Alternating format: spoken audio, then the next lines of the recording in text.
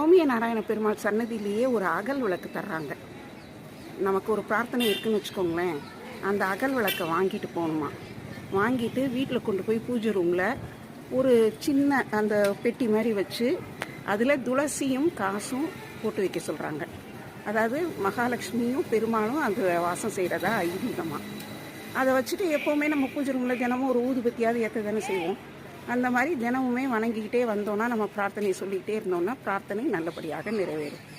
அப்படி நிறைவேறினதுக்கப்புறம் இங்கே வந்து குளம், இந்த குளமானு எனக்கு தெரியல, இது பக்கத்தில் வேற ஒரு குளம்னு சொல்கிறாங்க. அந்த குளக்கரையில் வந்து மாசி மகத்தன்னைக்கு திருவிழா நடக்குமா. அப்படி நடக்கிறப்போ இங்கே கூட்டம் கட்டு கடங்காமல் இருக்குமா.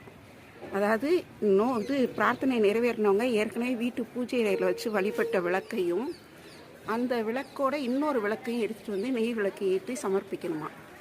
அப்படி அவங்க அந்த குளக்கரையில் ஏற்றுற விளக்கை வந்து ஜெயம் விளக்கு